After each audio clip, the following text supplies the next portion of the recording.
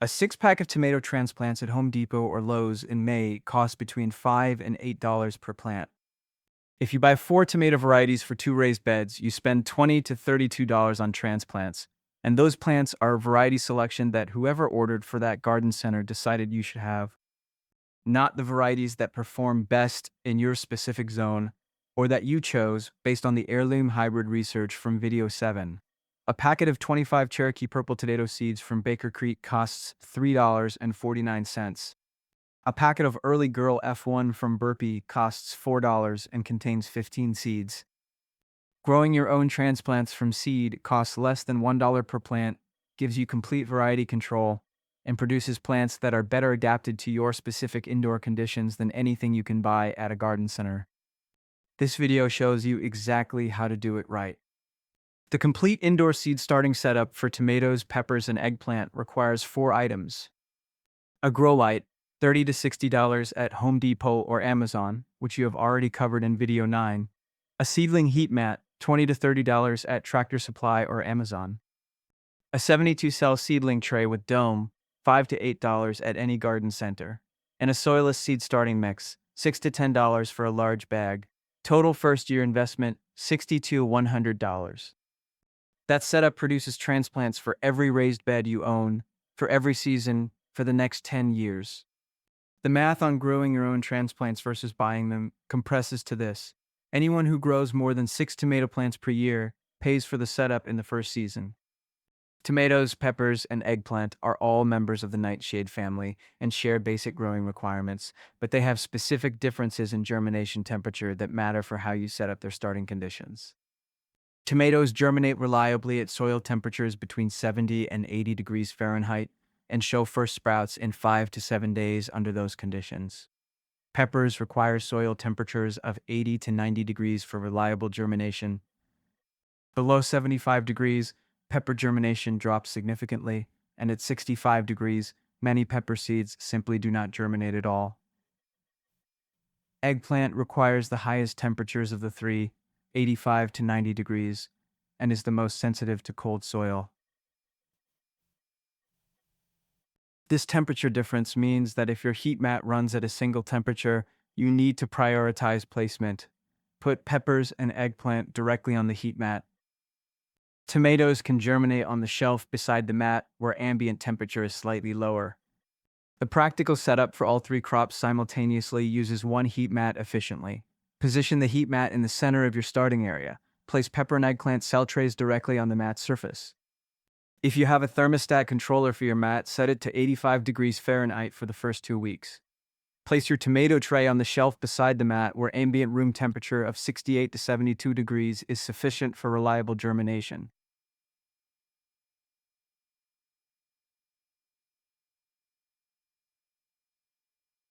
Once all 3 crops have germinated and shown their first coleodymes, move all trays to the grow-light shelf and remove the heat mat. The heat mat is only needed during the germination phase, typically the first 7 to 14 days. Running it continuously after germination wastes electricity and can cause root zone overheating that stresses young seedlings.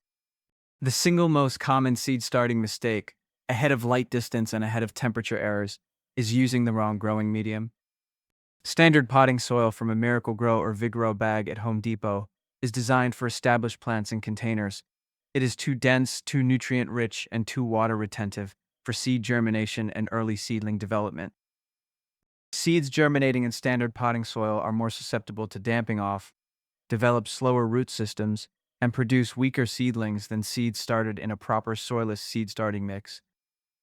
The correct media for indoor seed starting is light, fine-textured, low in initial nutrients, and fast-draining. It holds moisture long enough for germination, but does not stay saturated.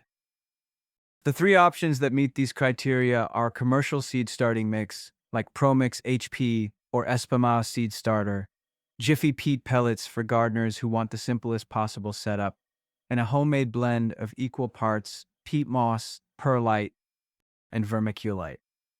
The commercial versus homemade mix decision comes down to volume and convenience. ProMix HP at $18 to $22 for a large bag covers 4 to 6 72 cell trays and is the most convenient option for gardeners starting 1 or 2 trays of each crop.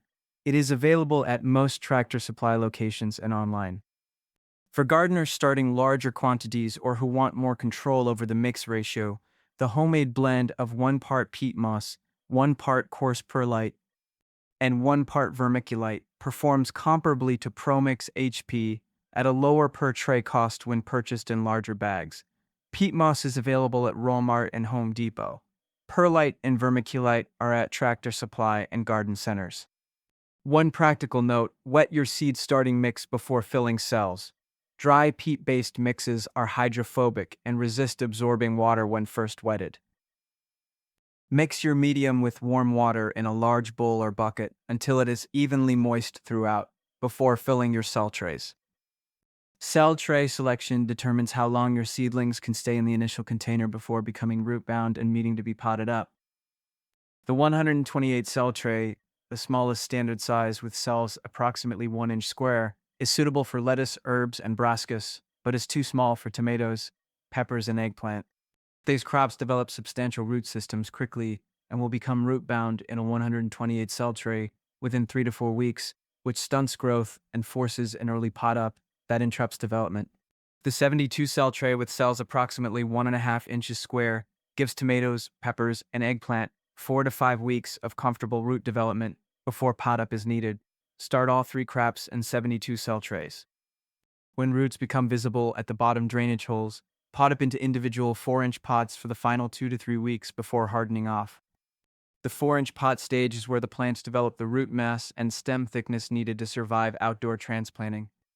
The pot-up timing signal is roots emerging from the bottom drainage holes of the 72 cell tray.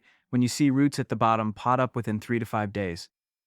Waiting longer allows the roots to mat beneath the tray and makes removal more difficult without root damage. To pot up, fill a 4-inch pot 2/3 full with moistened seed starting mix. Push the seedling from below to release it from the cell intact. Place it in the 4-inch pot and fill around the root ball with additional mix. For tomatoes, bury the stem up to the lowest set of true leaves as covered in video 9. For peppers and eggplant, do not bury the stem. Plant them at the same depth they were growing in the cell.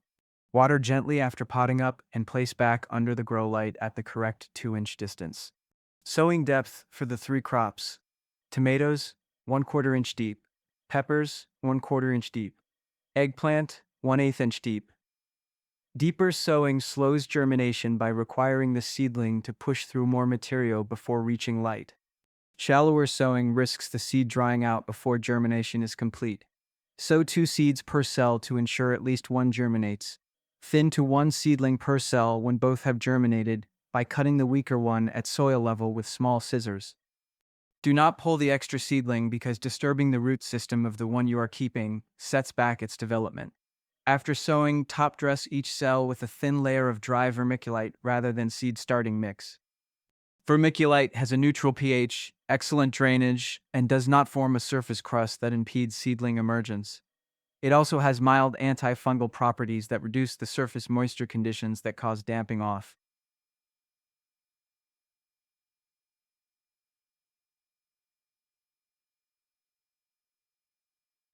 After sowing, cover the tray with a clear humidity dome. The dome serves 2 purposes during the germination phase. It traps warmth from the heat mat, raising the soil temperature inside the dome by 3 to 5 degrees above ambient, which matters especially for peppers and eggplant. And it maintains high humidity around the seeds, which prevents the seed starting mix surface from drying out before germination is complete. Prop one corner of the dome slightly open for minimal air exchange, which prevents fungal buildup under the dome. Check the tray daily. The moment you see the first seedling emerging from any cell in the tray, remove the dome entirely and move the tray to the grow light at the correct 2-inch distance. Leaving the dome on after germination begins causes rapid stem elongation toward the light that the dome is blocking, which produces leggy seedlings within 24 to 48 hours. The first fertilizer application for indoor seedlings is the decision most seed starting guides get wrong in one of 2 directions. Some guides say never fertilize seedlings in seed starting mix because the mix contains sufficient nutrients. This produces nitrogen-deficient plants by week 4 because seed starting mix intentionally contains minimal initial nutrition to prevent fertilizer burn during the fragile germination phase. Those nutrients are exhausted by the time the seedling has developed its first set of true leaves. Other guides recommend starting fertilizer at full strength once true leaves appear, which causes fertilizer burn and root damage in the delicate root system of a 3 to 4 week old seedling. The correct approach is specific in both timing and dilution, and I will show it to you in the next 2 minutes. The correct feeding protocol for indoor tomato, pepper, and eggplant seedlings uses 3 dilution stages across the growing period. Stage 1, when the first set of true leaves fully opens, which occurs approximately 2 to 3 weeks after germination, apply liquid fertilizer at 1/4 of the package recommended strength. For Fox Farm Grow Big, the recommended rate is 2 teaspoons per gallon. At 1/4 strength, that is half a teaspoon per gallon, or approximately 1/8 teaspoon per quart. Apply this diluted solution in place of your regular watering, thoroughly wetting the soil once per week. The diluted application provides enough nitrogen to maintain dark green color and steady growth without the concentration that causes root burn in a 3-week-old seedling. Stage 2 begins at week 4 to 5 when the seedlings have developed 2 to 3 sets of true leaves and are growing actively under the grow light. Increase fertilizer to half the package recommended strength, applied twice per week in place of regular watering. This is the phase of most active above-ground growth and the period when adequate nitrogen most directly determines stem thickness and leaf size at transplant time. Stage 3 is full-strength fertilizer applied once per week from week 6 until 1 week before hardening off begins. In the week immediately before hardening off, stop all fertilizer applications. This reduction in nitrogen before outdoor exposure reduces the lush, succulent growth that is most vulnerable to the wind and temperature stress of the first days outside. Seedlings that have been tapered off fertilizer for 1 week before hardening off harden more quickly and show less transplant stress than those receiving fertilizer up to the day of first outdoor exposure. Watering errors cause more indoor seed starting failures than any other single factor, including light problems. The 2 failure modes are overwatering, which leads to damping off and root oxygen deprivation, and inconsistent surface watering, which leads to uneven germination and seedling development. The technique that eliminates both problems is bottom watering. Place your cell tray in a shallow container with 1 inch of water and leave it for 20 minutes. The water wicks upward through the drainage holes by capillary action, moistening the entire soil volume from the bottom up without saturating the surface. Remove the tray after 20 minutes and allow the excess to drain. The soil surface stays slightly drier than the root zone, which reduces the surface moisture conditions that cause damping off while keeping the root zone at consistent moisture. The watering frequency for indoor seedlings under grow lights in most American homes is every 2 to 3 days for plastic 72 cell trays and every 1 to 2 days for peat or compressed coir trays, which dry faster. Never water on a fixed schedule. Always check moisture before watering using the finger press test. Push 1 finger 1 inch into the growing medium. If soil clings to your finger and feels cool and moist, do not water. If the finger comes away clean and the soil feels dry and room temperature, water today. A second check is tray weight. A well-watered tray feels noticeably heavy. A tray that needs water feels noticeably lighter than the day before. After a week of using both checks, you will develop an intuitive sense of when your specific setup needs water based on the environmental conditions in your seed starting area. The single most overlooked tool in indoor seed starting is a small fan. When seedlings experience gentle air movement, they produce a growth hormone called ethylene in response to the mechanical stimulation of their stems bending and recovering in the breeze. This ethylene production triggers thicker cell wall development and shorter internode length, which is the same compact growth response that outdoor plants develop naturally through wind exposure.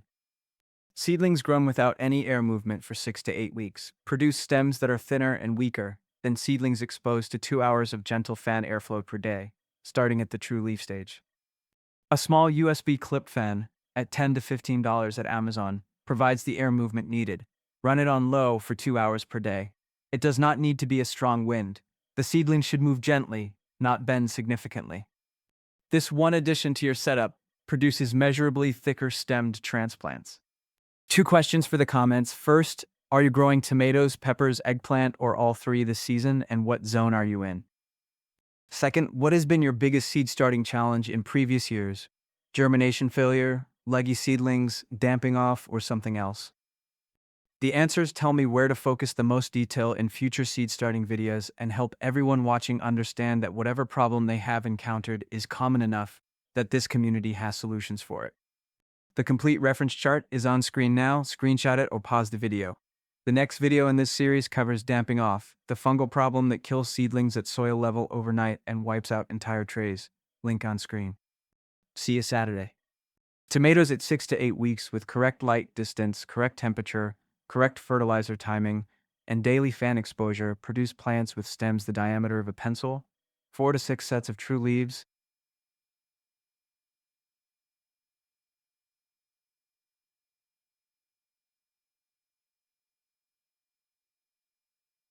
and a root system that fills the entire 4-inch pot. Peppers at 8 to 10 weeks show multiple branching stems rather than a single main stem, which is the sign of a well-developed plant. Eggplant at 8 to 10 weeks should have its first flower buds just beginning to form, which is the sign that it is ready for outdoor conditions and will set fruit quickly after transplanting.